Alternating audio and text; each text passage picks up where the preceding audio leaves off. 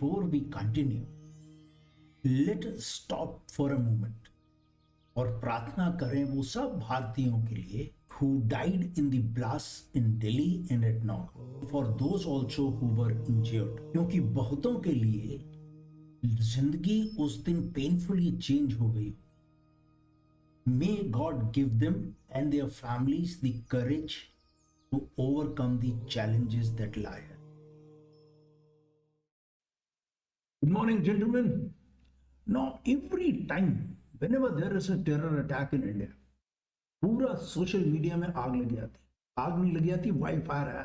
Thousands of messages against Muslims, against Islam. ये दुश्मन देश के अंदर ही है. All messages are anti-Muslims, blaming them for all the terror attacks. Now, please make India a Hindu Rashtra. Please make India like China. और ये blame करना ये एंगर से आ रहा है और बड़ा जाहिर बात है ये एंग्री होना, क्योंकि ये सर्कमस्टांसेस ऐसे. After all so many people have lost their lives and it has been going on for decades. क्योंकि इंडिया कभी चाइना तो हो नहीं सकता, क्योंकि इंडिया में प्रीडोमिनेंट क्या है, रिलीजन, और चाइना में कोई रिलीजन है नहीं. यहाँ तो हर 500 मीटर और किलोमीटर पे मंदिर है. और हमारे यहाँ तो धर्म अब गवर्नेंस के हर पहलू में है. So how can we even dream of becoming like China. और लेकिन क्या हमें मालूम है कि despite all so many terror attacks all over the world, उसकी कोई एक्सेप्टेबल डेफिनेशन नहीं है इंटरनेशनल लॉ में. क्योंकि ऐसा कहा जाता है कि उसके पॉलिटिकल और आइडियोलॉजिकल कनोटेशंस हैं. सो इसलिए there is no definition of terrorism. And as a result ये डिफरेंसेस हैं कि one man's terrorist is another man's freedom fight. और एज ए रिजल्ट जो इंडिया में अटैक्स हो रहे हैं, जो जिहादी मिलिटेंट्स आते हैं, टेररिस्ट आते हैं इनडॉक्ट्रिनेटेड, और वो अटैक करते हैं, उनके प्रति हमारा व्यू एक हो सकता है कि वो टेररिस्ट है, हो सकता है वर्ल्ड का दूसरा व्यू. सेकेंडली, एक फनी चीज है कि इतने सारे टेरर अटैक्स हुए और ज्यादातर के पीछे मुस्लिम्स हैं ऑल ओवर द वर्ल्ड, और हम फिर भी कहते हैं that terrorism has no religion. You know why? Because इस हमाम में सब नंगे. और यही कारण है कि हम एंगर में ब्लेम तो करते हैं, और अगर उससे भला हो रहा होता तो हम उस एंगर से कब का टेररिज्म दूर कर लेते. पार्लियामेंट अटैक के बाद, उरी अटैक के बाद, पहलगाम के बाद, मुंबई अटैक्स के बाद, अब having gone through so many thousands of messages on social media, I have realise कि हमारा जी ये जो एंगर है, इट स्टेम्स फ्रॉम फ्रस्ट्रेशन, और frustration stems from our belief कि we Hindus are very adjustable people, peace loving, non violent people and justice loving community. And as a result, we are being taken for a ride by Muslims and so-called seculars. लेकिन fact जो है वो है कि सारी की सारी religious communities, including हम खुद, हम में सब में इनकंसिस्टेंसीज हैं, डबल स्टैंडर्ड्स हैं और कॉन्ट्रडिक्शंस व्याप्त. मौलाना है या पादरी हैं या संत भिंडरवाले थे, उनके भी ब्लाइंड फॉलोवर्स थे. वैसे ही हमारे यहां भी बहुत सारे बाबाओं के, आसाराम बापू, बाबा राम रहीम जैसे एग्जाम्पल्स हैं, जिनके भक्तों ने बड़ा उत्पात मचाया डिस्पाइट द फैक्ट कि कोर्ट का वर्डिक्ट आया कि दे वर मोलेस्टर्स एंड क्रिमिनल्स. अब अगर हम लोग ही हिंदुइज्म को डिफाइन नहीं कर पाते ये लोग, तो हम कैसे एक्सपेक्ट करते हैं कि एक्सट्रीमिस्ट जो हैं वो अपने धर्म को डिफाइन कर पाएंगे सही रूप में. तमिल टाइगर्स, उन्होंने इतनी बॉम्बिंग्स की, इतने अटैक्स किए, and they killed innocent people including our soldiers.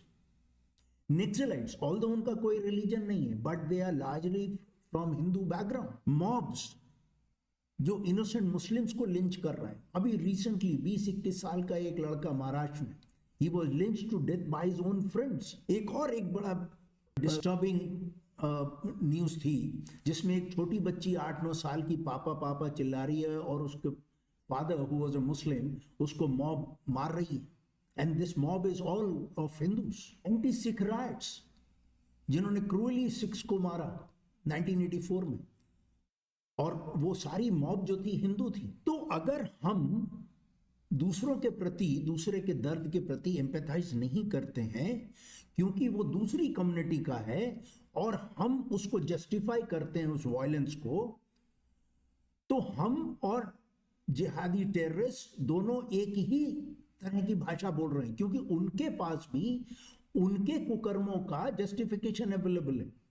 कोई वीडियो होगा कम्युनल राइट का, Gujarat rights, lynching, Kashmir. Now for centuries we ill-treated Dalits. We denied them dignity, respect and justice. कई जगहों पे तो अभी भी व्याप्त है। लेकिन इंस्टेड ऑफ कलेक्टिवली एपोलोजाइजिंग हम क्या करते हैं, हम जस्टिफिकेशन देते हैं। अरे वो तो वर्ण सिस्टम था, कोई जातिवाद नहीं था। ये कास्टिज्म तो अंग्रेज लेकर आए। नाउ एज इफ अंग्रेजों ने आने के बाद कहा, दलितों को डायरेक्शन दिया कि तुम उस तालाब से पानी मत पीना जहां से कि, और उस कुएं से पानी मत पीना जहां से अपर कास्ट लोग हिंदू पानी पीते हैं। या अंग्रेजों ने दलितों को बोला कि तुम मंदिर मत जाना जहां अपर कास्ट जिस मंदिर में जाते। Whom are we trying to fool? Now sadly when we become fanatics, धर्म के नाम पे, कास्ट के नाम पे, कल्चर के नाम पे, देश के नाम पे, तो हम लोगों को ह्यूमन बींग्स के रूप में नहीं देखते हैं। We start seeing only the identities and not lives. हम एक दूसरे का पेन नहीं समझते। जब किसी की जान जाती है तो सबका दर्द बराबर का होता है, सिमिलर होता है, चाहे वो मुस्लिम हो, चाहे सिख हो, चाहे ईसाई हो, चाहे वो हिंदू हो, चाहे छोटी जात का हो, सबका बराबर का दर्द होता है। और यही कारण है कि world wide it is said कि terrorism has no religion because it is only cruelty. उसका कोई जस्टिफिकेशन नहीं है। तो क्योंकि सबको मालूम है कि सारी रिलीजियस कम्युनिटीज कोई देवता नहीं है, सब में इनकंसिस्टेंसीज हैं, सब में कॉन्ट्रडिक्शंस हैं और सब में डबल स्टैंडर्ड्स। एक और बड़ा फेवरेट कमेंट है कि विश्व में कहीं पे भी टेरर अटैक हो रहा हो वो सब मुसलमान के द्वारा होता है और उसके पीछे मुसलमान होता है या इस्लाम में, इसलिए देयर इज सम प्रॉब्लम। मुझे इंटरेस्ट है इंडियंस में, बाकी विदेश में क्या हो रहा है मुझे उससे लेना देना नहीं है। इंडियन मुस्लिम के इंडियन संस्कार है और ये रिसर्च प्रूव कर चुकी है, जो कि आप स्लाइड पे देख सकते हैं। इराक, सीरिया, सऊदी अरबिया जैसा नहीं है। फॉर एग्जाम्पल तमिल मुस्लिम या तमिल हिंदू में ज्यादा सिमिलैरिटीज है बनस्पत तमिल हिंदू के और पंजाबी हिंदू। तो ये फर्क हमें समझना पड़ेगा।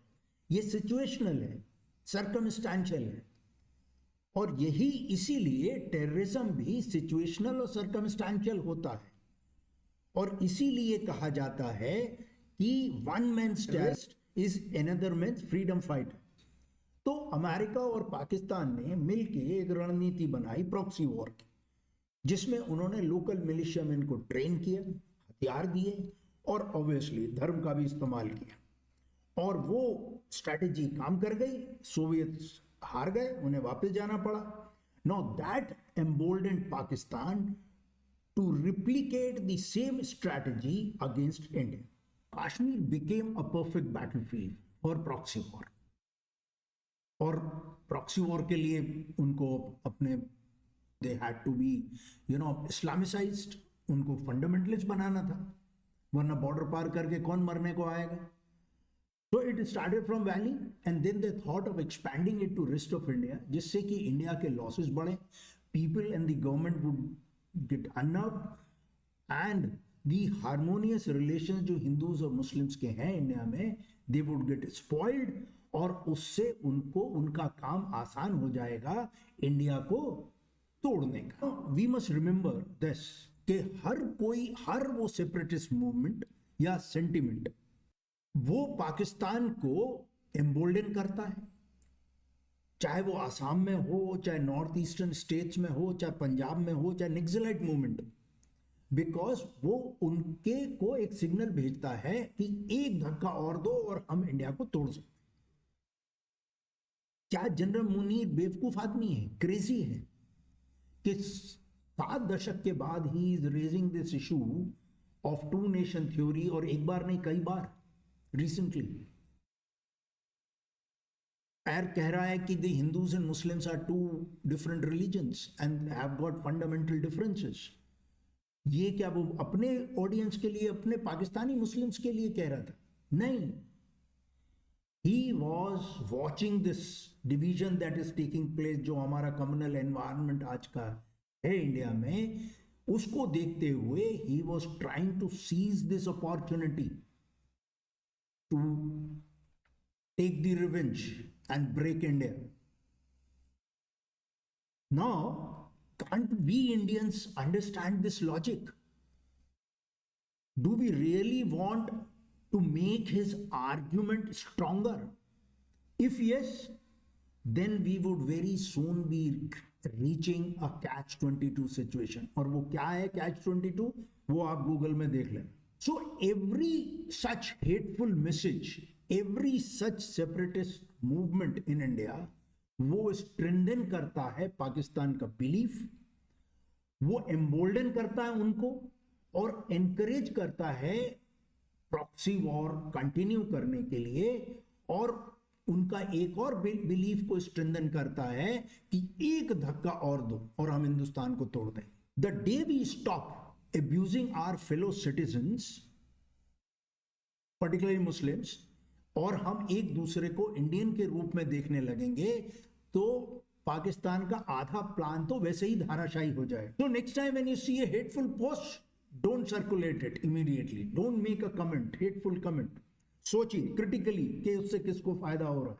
और today we need to remember the prophetic words of mister Narasimha Rao, जो पहले प्रधानमंत्री थे हमारे 90s में.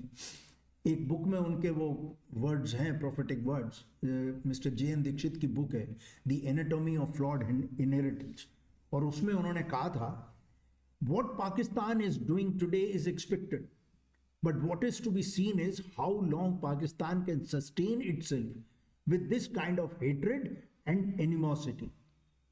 अब हमें ये तो पता है कि पाकिस्तान उस समय 30 साल में कहां से कहां आ गया, 30-40 साल. But these prophetic words are applicable to India as well, as to where this kind of hatred against our own countrymen and citizens would take us to. Thank you. Jai Hind.